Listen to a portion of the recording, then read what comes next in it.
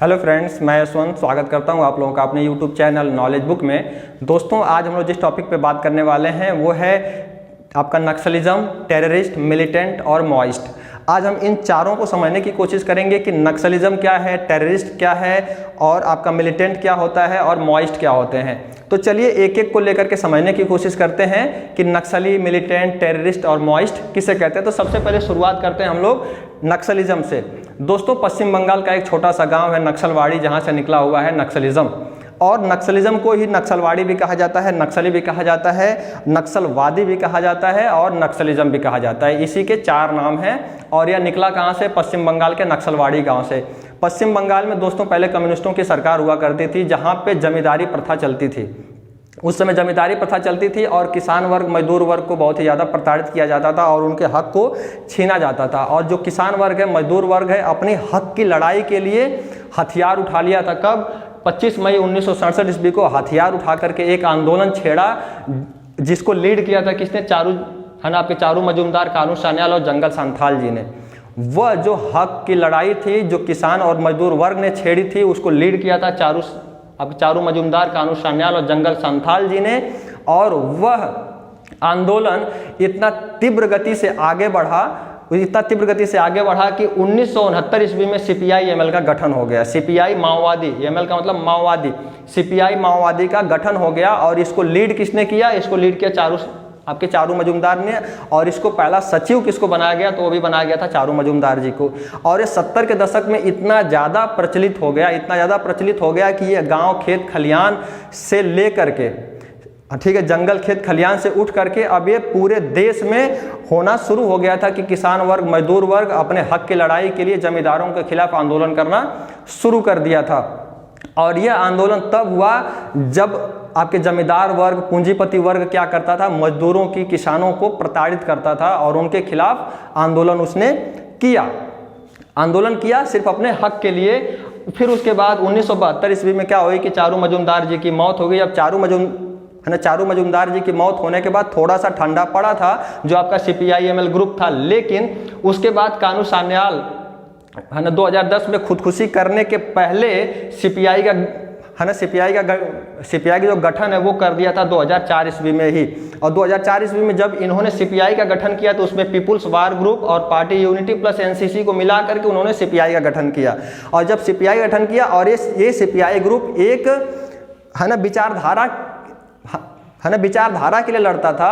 और जो किसान वर्ग था, मजदूर वर्ग था, मतलब बोल सकते हैं कि जो भी गरीब तबका था, जो भी सताए हुए तबके थे, उनकी मदद करने का काम करता था सीपीआई ग्रुप। फिर आगे चल करके कानू सान्याल जी 2010 में खुदकुशी कर लिए। फिर उसके बाद आपके जंगल संथाल जी की भी मृत्यु हो गई। और आज की डेट में इनका मानना है, जो सीपीआई ग्रुप है, इनका मानना है कि हम गरीबों के हक के लिए लड़ते हैं और उनके जो भी हक नहीं मिल रहे हैं उनको दिलवाने के लिए लड़ते हैं। और आज के डेट में अगर नक्सली कहीं भी इतने ज़्यादा प्रभावी हैं तो उनका रीज़न ये है कि उनको जो भी स्थानीय सपोर्ट है वो बहुत ज़्यादा मिलता है जो जंगल में। और ये लोग मैक्सिमम रहते ही जंगल में हैं और जंगल के स्थानीय लोगों का इनको क्या है? समर्थन प्राप्त है सीपीआई ग्रुप को, ठीक है। और आज की डेट में जो सीपीआई ग्रुप्स है वो एक विचारधारा की लड़ाई को छोड़ करके, विचारधारा के हक को छोड़ करके अब वो छीना झपटी के हक पर भी आ गया है। वो छीना झपटी भी करने लगा है। आज की डेट में आप लोग सुनते होंगे कि कई नक्सली घटनाएं आपके रेलवे में भी हुई हैं। ट्रेन में जाकर के लोग छीना झपटी करते हैं, लोगों के जेवर छीन लेते हैं, लोगों के पैसे छीन लेते हैं। तो ठीक है, पहले नक्सली का काम ये नहीं था। पहले नक्सली का काम था कि गरीब जो भी हमारे तबके हैं उनके हक के लिए, ठीक है, वो लोग लड़ा करते थे। लेकिन आज की डेट में वही जो समझदारी वाली सोच थी, जो विचारधारा की सोच थी, जो एक हक की सोच थी, अब वो छीना झपटी की सोच में, ठीक है, कन्वर्ट हो गई है। और आज की डेट में कम से कम 11 राज्य ऐसे हैं जो नक्सलवाद से प्रभावित हैं और आपके 90 जिले नक्सलवाद से बहुत ही ज़्यादा प्रभावित हैं। और सबसे ज़्यादा प्रभावित 4 राज्य हैं जिसमें बिहार, झारखंड, छत्तीसगढ़ और पश्चिम बंगाल, उड़ीसा, ये 4-5 राज्य ऐसे हैं जो नक्सलवाद से बहुत ही ज़्यादा प्रभावित हैं। दोस्तों, अब हम लोग बात करते हैं, ठीक है, टेररिस्ट के बारे में। जो टेररिस्ट होता है यह एक सोच नहीं है, एक टूल है ना। जो आपका टेररिस्ट है, आतंकवाद है, यह एक सोच नहीं, एक टूल है। और ये टूल कुछ लोग है ना धर्म को ही एक टूल बना लेते हैं और उस टूल को बना करके जो भी लड़के अभी अपनी यंग अवस्था में होते हैं, जब वो है ना साइकोलॉजिकल माइंड चेंज से गुजर रहे होते हैं, उन समय उनको पकड़ा जाता है और उनका माइंड वॉश किया जाता है और माइंड वॉश करके उनके हाथ में हथियार दे दिए जाते हैं और उनको बोला जाता है कि जा उसको मार, उसको काट, सब कुछ कर। और जो टेररिस्ट और मिलिटेंट होते हैं इसमें फ़र्क बस इतना होता है कि टेररिस्ट किसी भी ग्रुप से नहीं जुड़ा होता और मिलिटेंट एक ग्रुप से जुड़ा होता है। मिलिटेंट एक संगठन से जुड़ा होता है और टेररिस्ट किसी संगठन से नहीं जुड़ा होता है। और जो टेररिस्ट का काम होता है, इनका कोई भी एक एम नहीं होता कि मैं इस एम के लिए लड़ाई कर रहा हूं, इस एम के लिए मैं तुमको मार रहा हूं। ये ठीक है एमहीन होते हैं, इनका कोई मकसद ही नहीं होता। इनका बस एक मकसद होता है सामने वाले में दहशत का माहौल बनाना। चाहे वो किसी इंसान के अंदर दहशत का माहौल बना दें, चाहे वो किसी देश के अंदर दहशत का माहौल बना दें, इनका काम होता है बस दहशत का माहौल बनाना। और ये छोटे बच्चों को उस टाइम पकड़ते हैं जब वो साइकोलॉजिकल चेंज से गुजर रहे होते हैं और उस समय धर्म को टूल बना करके उनको बरगलाया जाता है। उस समय उनको बरगलाया जाता है जब उनको अपने धर्म के बारे में ही खुद पूर्ण नॉलेज नहीं होता है, पूर्ण ज्ञान अपने धर्म के बारे में ही नहीं होता है और ऐसी चीज़ें उनके दिमाग में डाली जाती है जिनकी है ना जिनसे उनका माइंड वॉश होता है और उनको सिखाया जाता है कि तुम अगर यह काम करोगे तो तुमको जन्नत नसीब होगी, तुमको है ना तुम अमर हो जाओगे। ऐसी सारी बातें उनको सिखाई जाती हैं और उनको ठीक है उनका माइंड वॉश किया जाता है और उनके हाथ में हथियार दे दिए जाते हैं। और इनका काम बस इतना सा है कि इनका काम है बस दहशत फैलाना। और एक बार कोई भी लड़का अगर टेररिस्ट ग्रुप को ज्वाइन कर लिया है तो उसको वो छोड़ नहीं सकता। अगर उसको वो छोड़ना चाहे तो उसके लीडर जो होते हैं उसको जान से मार देते हैं। तो एक बार टेररिस्ट ग्रुप ज्वाइन करने के बाद आप कभी उसको छोड़ नहीं सकते। और इनका कोई मकसद नहीं होता, ना ही ये किसी संगठन से जुड़े होते हैं। बस इनका मकसद होता है वायलेंस फैलाना, यानी कि दहशत फैलाना। अब बात करते हैं मिलिटेंट की कि मिलिटेंट क्या होते हैं। मिलिटेंट दोस्तों एक संगठन से जुड़े होते हैं और इनका एक मकसद होता है। इनका एक मकसद इन द सेंस कि राज्य के खिलाफ लड़ते हैं, है ना, किसी राज्य के खिलाफ लड़ते हैं। इनकी एक मांग होती है और उस राज्य पे अपनी मांग रखते हैं कि यह ठीक है यह मांगे मेरी पूरी करो, नहीं तो मैं ठीक है दहशत फैलाऊंगा। ठीक है, और वो हथियार उस समय उठाते हैं जब उनकी मांग को पूरा नहीं किया जाता है।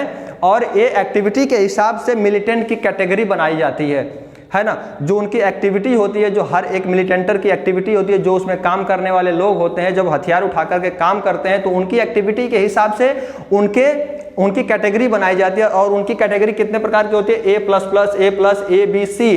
और उनकी एक्टिविटी के हिसाब से उनको रिवार्ड्स और इंसेंटिव भी दी जाती है। आ रही बात समझ में। जो मिलिटेंट्स होते हैं, जो मिलिटेंट ग्रुप को ज्वाइन करते हैं, वो लोग एक मकसद के लिए लड़ते हैं और उनको कैटेगराइज किया जाता है A++, A, B, C। उनकी एक्टिविटी के हिसाब से उनको रिवॉर्ड्स और इंसेंटिव भी दी जाती है। और इस समय जो बारामूला सेक्टर है हमारा, है ना, जम्मू कश्मीर का जो बारामूला सेक्टर है, उसमें 2018 में न्यूज़ आई थी कि सारे मिलिटेंट्स ग्रुप्स को वहाँ से समाप्त कर दिया गया है। और बारामूला सेक्टर में टोटल 18 मिलिटेंट ग्रुप एक्टिव थे, जिसमें से 13 मिलिटेंट ग्रुप को मार दिया गया था और 5 मिलिटेंट ग्रुप्स को फोर्सफुली क्या किया गया था, स्टेट से बाहर ढकेल दिया गया था। आज की डेट में बोला जाता है कि जो जम्मू कश्मीर की वैली, जो कश्मीर वैली है, उसमें टोटल 300 मिलिटेंट ग्रुप्स एक्टिव हैं। ठीक है, उसमें से सबसे ज़्यादा प्रभावित जो है ना जगह है वो है साउथ कश्मीर का, पुलवामा का, सोफिया का, फिर अनंतनाग हो गया। और जो नॉर्थ कश्मीर का हिस्सा है वो भी मिलिटेंट ग्रुप से बहुत ज़्यादा प्रभावित है। लेकिन जो बारामूला सेक्टर है उसको मिलिटेंट फ्री ठीक है करवा लिया गया है। और इसके जो मिलिटेंट ग्रुप्स हैं आपके, जैसे मोहम्मद हो गया, लश्कर तैयबा हो गया, इंडियन मुजाहिदीन हो गया, ये सब क्या है आपके मिलिटेंट्स ग्रुप हैं।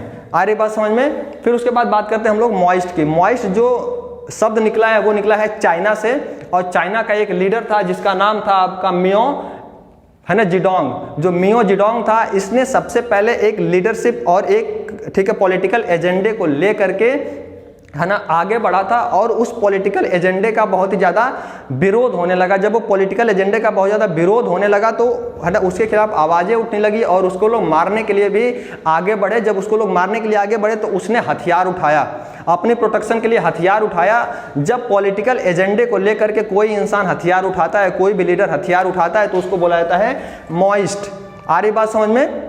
और इस समय जो मॉइस्ट ग्रुप है वो आपके आपके पूर्वी भारत में बहुत ज़्यादा एक्टिव है। पूर्वी भारत में एक्टिव होने का जो खापलांग ग्रुप है, खापलांग ग्रुप कहीं ना कहीं मॉइस्ट ग्रुप से ही प्रभावित है, और खापलांग ग्रुप जो आपका है ना नागा नेशनल काउंसिल से ही निकला हुआ है।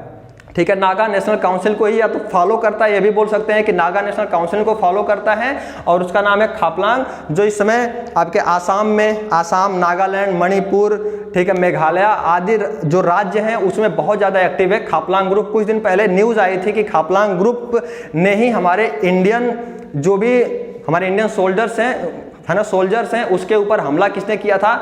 खापलांग ग्रुप ने किया था। और खापलांग ग्रुप के, है ना, खापलांग ग्रुप के नस्तनाबूद करने के लिए ही भारत के कुछ, है ना, जो भी पैरा कमांडोज हैं उनको भेजा गया था, और कुछ हद तक वहां से मार करके उनको बाहर किया गया है। लेकिन आज की डेट में भी जो खापलांग ग्रुप है हमारे पूर्वी भारत में क्या है? एक्टिव है। मुझे उम्मीद है दोस्तों कि आप लोगों को थोड़ा बहुत तो समझ में आया होगा कि नक्सली क्या होते हैं, उनका हक क्या होता है, किसके लिए लड़ते हैं। उसके बाद आपको समझ में आया कि टेररिस्ट क्या होते हैं, इनका काम तो बस दहशत फैलाना है, इसका किसी मकसद से कोई मतलब नहीं होता।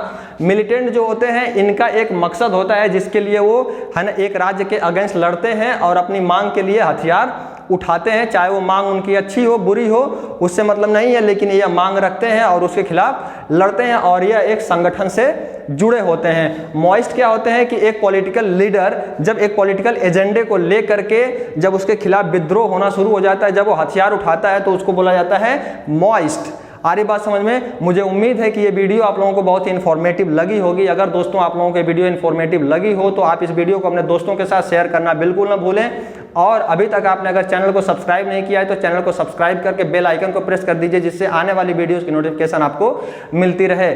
आप लोगों का इस वीडियो में अंत तक बने रहने के लिए बहुत बहुत धन्यवाद।